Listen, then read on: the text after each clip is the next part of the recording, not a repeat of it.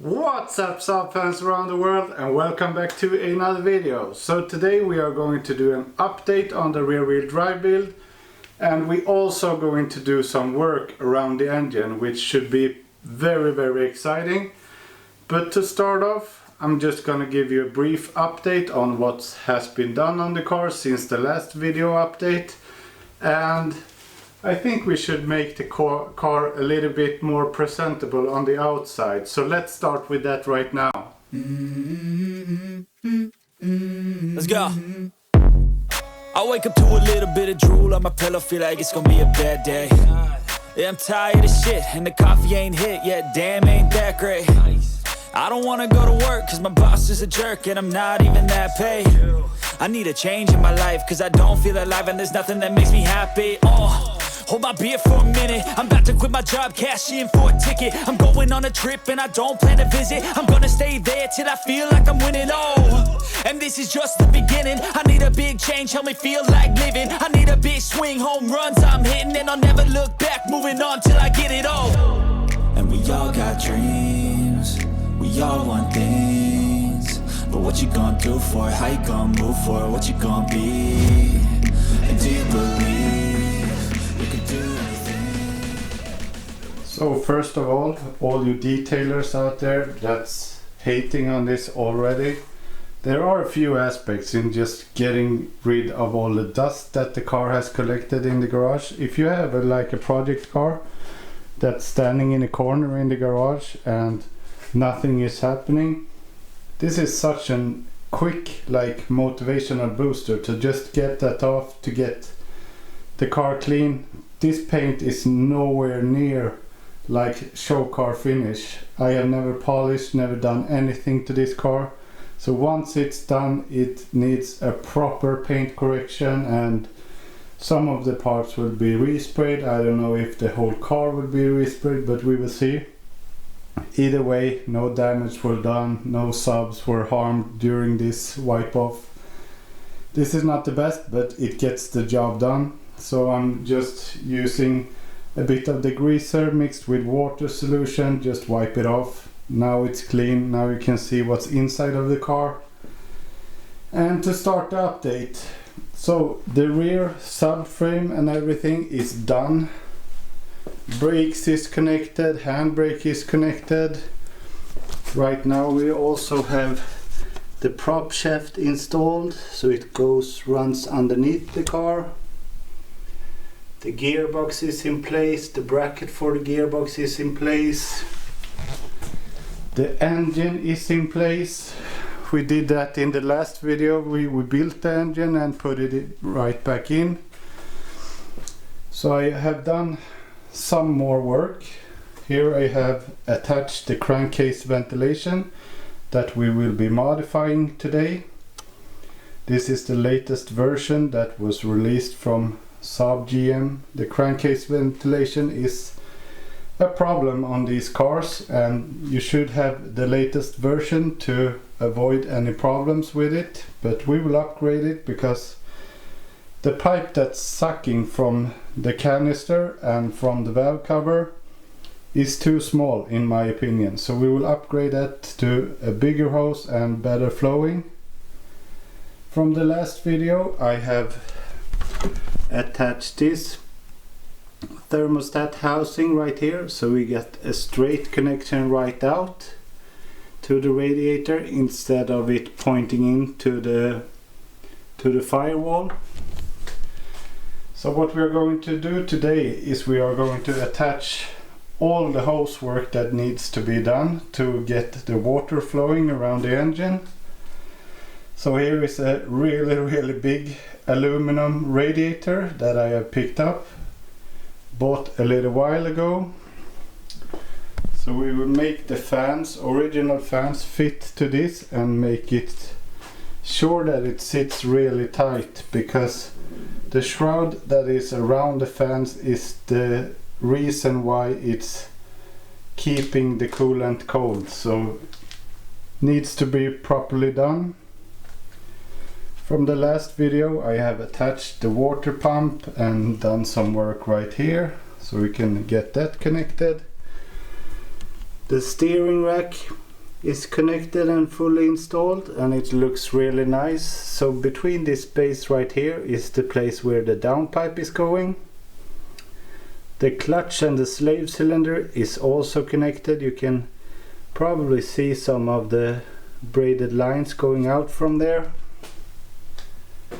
But yeah, it's all coming together. This beam right here, it's just resting with this clamp. It's not put together, it's just to see, to get a vision on how it will look. And this will be so good. I can see it already that it will be so good. But as I said, we have a lot of work to do with all the hoses and get everything connected, since the engine is twisted. Nothing fits as it should before. So I got a pretty big order from DO88 with different hoses that are reduction from one big size to a smaller size, etc. So I have done a lot of measuring, and I hope we could get all of this to fit in some way. And we got some brand new vacuum lines that we will be running also, which is a common problem on the OG95s. The rubber dries out after a while and you will get boost issues. So the radiator will be installed, all of the hose work. Then after that I have a massive 4-inch universal intercooler. This is also from DO88. This will be installed in the front. We will probably not be doing that in this video, that will be a later one. Today the focus will be on getting the radiator to fit and all the different hoses. And since I'm using a T5 block, it didn't have the same crankcase ventilation as the T7, which I'm running the T7 head. So the lower part of the crankcase ventilation needs the oil to drain back into the engine. So you cannot see it very well right here, but I have made a connection down in the oil pan so the oil can simmer down again. But yeah, this will be so good. And another big update is that the interior is back in. I have done some work cleaning off all the carpets, putting back the seats again, and this is also such an motivational bonus or motivational thing to do, because now everything comes to life. You can see everything is back and it looks so good compared to when we had like big rust holes in the floor. Now everything is properly clean. I will be switching out these door cards because I think this is a cheap option to have the like textile version. There should be black leather here, but there are plenty of spare parts for the OG95s, so I think it will not be hard to find. If any of you have door cards laying around with the black leather, please comment down below or contact me in any way. And we will see in the driver's side as well. We got everything back, all the buttons, and it's so like basic, this car, and I want to keep it this way. The only thing that's missing that the previous owner didn't have was the original radio unit. So if one of you have an AS1 radio unit, the head unit, I would gladly take it or buy it for a very small amount, because I think those will be really cheap. So I'm not looking to get like a proper sound in this car. I want it to look stock. So that radio is very much needed, and this is just so epic to get everything back. And the short shifter is in, and the shifts with this is just amazing. It's so tight.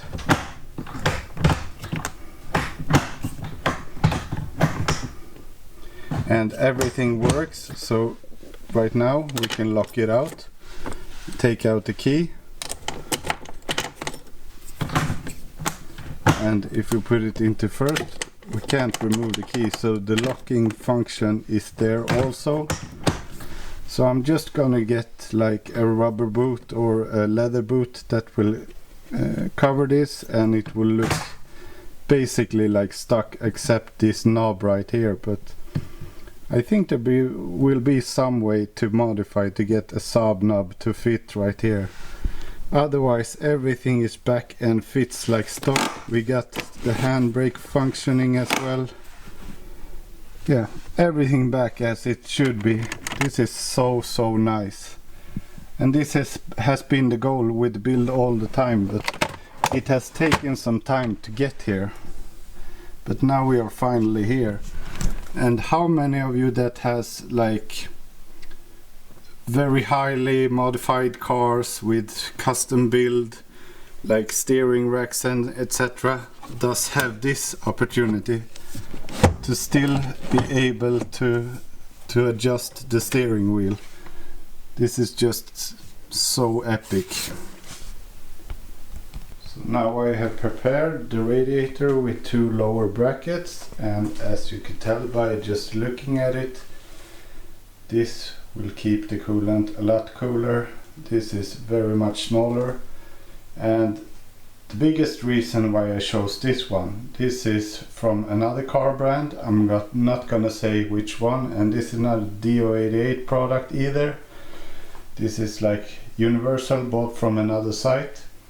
And the reason why I bought it is because of where the in and outlet is routed. On the stock 9.5 you have it in the top corner right here and down right here for the water pump. So now, since I have twisted the engine, I want them to be the other way around. So I want the connection on this side to be high up because we have the thermostat right there, and on this side I want it low down because we have the water pump down here. So it will be a little bit more aesthetically pleasing, because I have seen people routed like hoses in front of the car, and I want to avoid that to like any cost. So it looks more proper, and it looks like it should have been this way from factory. So I made 2 lower brackets that I have just taped in so they will sit still until I have welded them into the subframe. So that I will do right now, and I will not weld on film because I have destroyed like 6 lenses, and then I have been filming on a distance. Still it has been like welding shatter that has like destroyed the lens on the camera, so I will not do this today. So here we have the brackets welded in place, really good. So now it's just a drop-in installation. Want to take it out, and it's leaning like this because I need to fit the fan so it doesn't hit the engine. And you might wonder, why don't you push it underneath like it sits originally? And that's the reason behind that is because I want to be able to access the drain plug, and there's really no need to have it sitting like up here. So I want to have the biggest of space for the intercooler, which will sit down here in the front,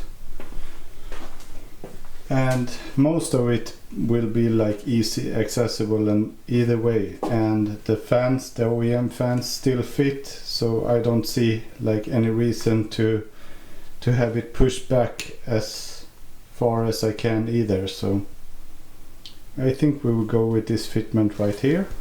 So this is basically how I plan the intercooler to sit, and we have a lot of space behind here, but the new radiator is so big so it won't fit between these like structural parts, and I really don't want to modify it because it fits better where it is right now. And like I said, everything is easy accessible.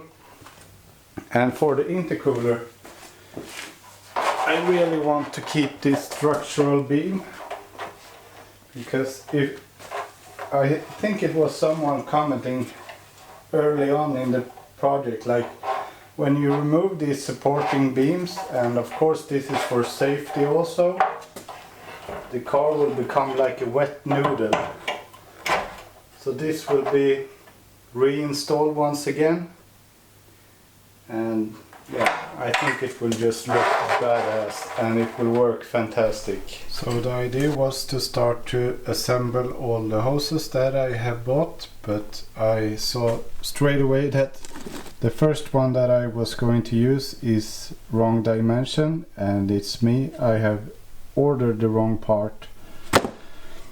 So we will start with some other parts instead, but this is not very camera friendly. I don't know even if I could put in the camera right here, but the first two holes that go into the firewall is for the AC, which we are not going to use, so you don't have to think about them. But the two other ones that stick out we are going to use, because those are for the heat exchanger, and I want to have heat in the car. I don't care too much about the cooling since I have a sunroof and everything. AC would have been nice, but it creates such a hassle to get it working. It really doesn't fit with the oil filter and everything, so we will skip that. But we have to connect one part, is the top part of the cylinder head that is going to connect to the firewall, and the other part is this hose right here that is going to have to make a U-turn and then connect to the lower part inside there. So I will try my best, but it's pretty tight to say the least. So the first little U-bend got in and looks really nice, and using the OEM piping to connect the vacuum hose right here that goes to the throttle body, so everything will be reused. And I also managed to get the lower hose down here that goes to the oil pan, so that is installed. But I really want to get the correct connections and the hoses so that I could build everything from the back and to the front and then install everything. So everything regarding this build takes a lot of time, and I'm putting in the hours. The work that's still left to do, which is quite a lot. I got to sort out the electrics, I need to build the fuel system, be done with all the hose routings, etc. Get some more like oil lines for the turbo and so on. There is work left to do, so the first startup will be a little bit far off, but I'm doing my best to put in the hours and try to get this done, and I want to get it done as good as possible, of course. But we are still making progress, so I hope you enjoyed this video. Please give the video a thumbs up, subscribe to the channel, it means a lot to me. And if you have any questions, please leave a comment down below, and I will see you in the next one. Bye!